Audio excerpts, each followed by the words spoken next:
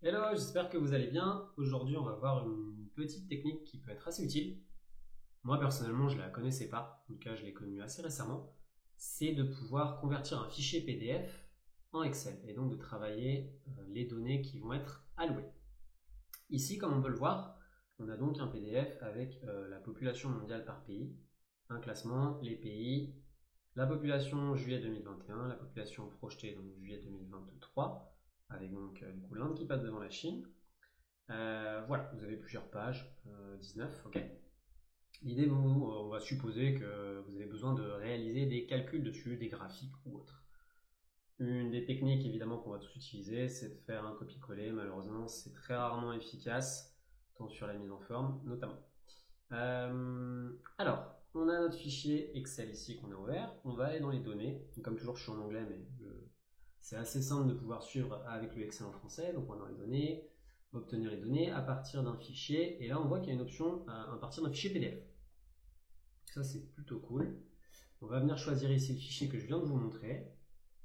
Et déjà, vous allez avoir le navigateur qui s'ouvre, donc le navigateur Power Query, et qui va déjà reconnaître deux choses. Premièrement, c'est une table, deux tables même d'ailleurs, la table 1 et la table 2. Et ensuite, les pages prises individuellement. On a vu tout à l'heure qu'il y en avait 19, okay, donc là, vous allez les retrouver une à une. Donc déjà, on peut commencer à se dire, ok, il a reconnu les tables, et ça, c'est pas mal du tout. Donc on va partir là-dessus. On va pouvoir sélectionner plusieurs éléments. Et nous, on va prendre ces deux tables. Comme toujours, ce qui est recommandé, vous pouvez soit charger directement la donnée, mais on observe très rapidement qu'il y a des choses qui ne vont pas forcément nous convenir. On voit que les images sont marquées avec le texte image comme ceci. Les titres des colonnes ne correspondent pas à ce qu'on veut. Donc tout de suite, on va venir transformer la donnée avant de la charger, parce qu'on a besoin de la retravailler. Donc on va ouvrir de cette façon-là Power Query, donc, que vous connaissez dans le cadre évidemment de Power BI, mais qui est donc une des inclusions dans Excel. Donc là, on a nos deux tables, ok. La première des choses, ça va être de les mettre les unes à la suite des autres. Donc on va pouvoir aller ici, soit on les fusionne, soit on peut les mettre les unes à la suite des autres. Donc c'est ce qu'on va faire. On est sur la table numéro 1. On va aller ici choisir la seconde table qui va se mettre donc à la suite de la table 1 qu'on a sélectionnée et lui dire OK. Voilà, là on va vérifier, donc on doit à peu près avoir 200 pays si on n'est pas trop mauvais. Voilà, à peu près. OK, donc là on vérifie, normalement il les a mis les unes à la suite des autres. OK, ça semble être le cas.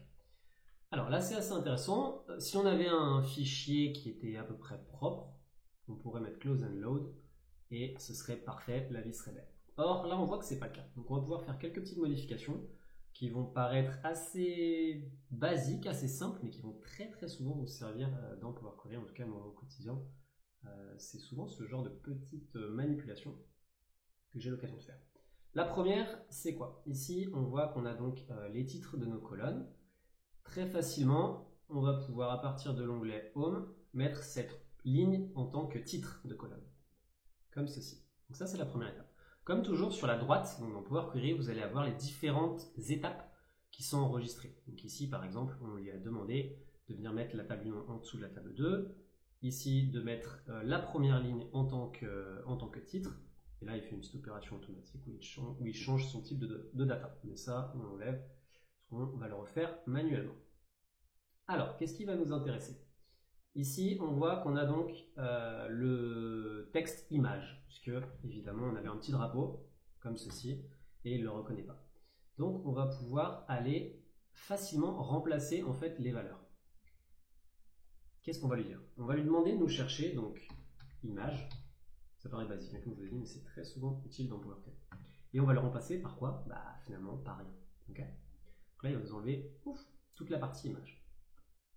Normalement, on peut, en cliquant sur ces icônes ici, donc là qui nous indiquent que Power Query considère que ces données sont du texte, or ici on a tous bien compris que ce n'était pas du texte, vous pouvez très facilement modifier et convertir donc un texte normalement en chiffres. Sauf que là, on voit que ça ne marche pas.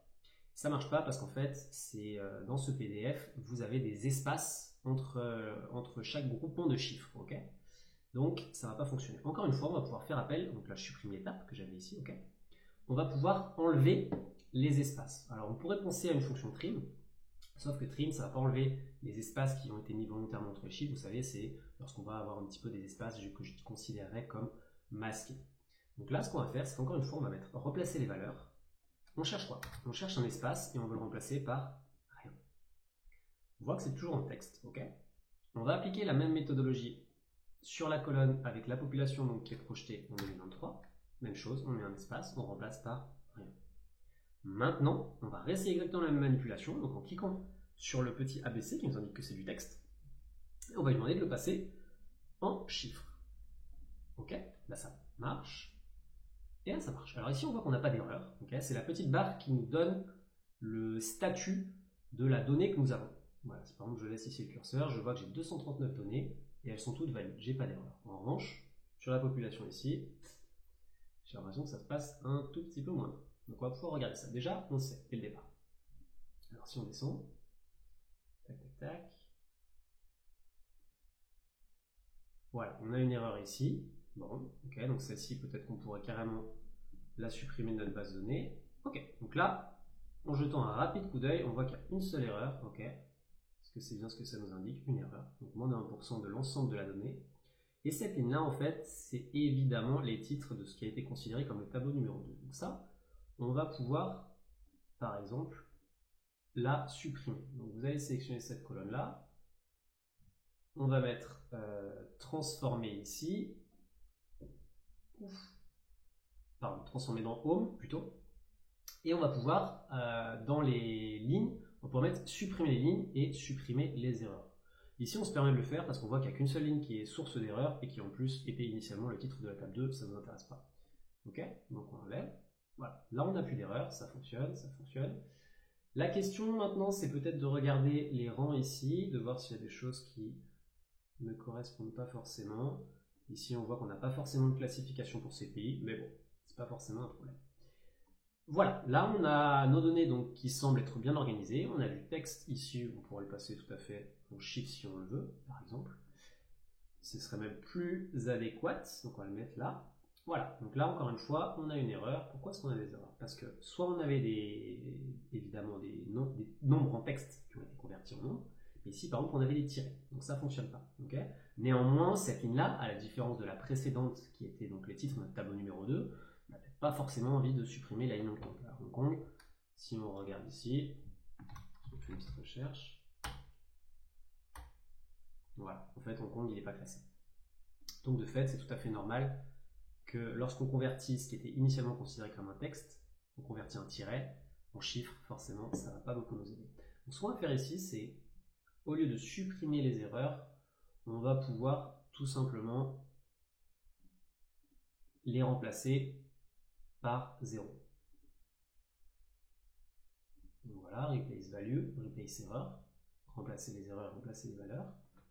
Et on va prendre les erreurs et on va les remplacer par 0.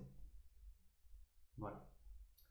Là, on devrait donc avoir une base de données qui a été convertie au bon format, qui a été nettoyée, dont les titres ont été correctement alloués, et on n'a plus qu'à fermer et charger. Et là, on va avoir donc notre tableau avec l'ensemble des éléments. On va le retrouver ici, normalement dans cette première table, parce que comme on l'a vu, il y avait deux tables. La table numéro 1 à laquelle on a ajouté la table numéro 2, la table numéro 2 qui a dû rester un petit peu seule. Voilà, ça va nous permettre de comparer les deux. Donc on est ici, sur cette table 1 sur laquelle on a ajouté la table 2 et on a réalisé l'ensemble des modifications. Et là, on va donc pouvoir avoir l'ensemble de nos pays correctement, ceux pour lesquels en tout cas nous avions un classement, avec bien évidemment les populations au 1er juillet 2021 qui se trouvent ici, la population au 1er juillet 2023, on aurait pu changer le titre, on peut encore le faire ici, c'est pas très compliqué. Et on voit bien sûr que si on vient faire des opérations de calcul, on a évidemment des sommes qui s'effectuent, donc les chiffres, les nombres sont bien reconnus. Ici, on a l'exemple de la table 2 qu'on a laissé tel quel. Hein. Et là, on voit clairement, on est sur un tout autre tableau, et notamment sur une absence complète de compréhension d'Excel de ces chiffres-là. Voilà. Ici, il fait un count. Il ne comprend absolument pas que ce sont des chiffres, donc là si vous faites un graphique ça ne fonctionnera pas. Ici on voit qu'on n'a absolument pas les bons types de colonnes, on a encore l'image qui est ici en texte qui a été mal convertie, Donc on a vraiment quelque chose qui n'est pas adapté. Voilà, c'était un rapide coup d'œil à cette fonctionnalité, alors qui ici a fait appel à quelques petites manipulations et qui nous a à nouveau ouvert Power Query, ce qui est bien sûr très utile au quotidien pour bien d'autres choses. Et voilà, on est parti de cette base-là, de se dire on a un fichier PDF, comment est-ce que je peux exploiter cette data sans faire un copier-coller qui fonctionne très rarement. On est allé chercher nos données, on les a importées dans Power Query, on a fait quelques petits travaux qui nous ont permis d'obtenir cette base de données. Et à chaque fois que vous allez avoir donc, un nouveau fichier, par exemple, qui va être sous ce même format-là, mais avec des pays additionnels, vous aurez simplement besoin d'enregistrer votre nouveau fichier en le liant à votre Power Query, et ça permettra de le mettre à jour automatiquement. Il n'y aura plus besoin de copier-coller, de venir chercher les données, etc. Voilà, j'espère que ça vous a servi, j'espère que ça vous est utile. Comme toujours, si vous avez une question, je suis à votre disposition pour y répondre, ce sera avec plaisir. Et puis je vous souhaite une bonne semaine. Ciao, ciao!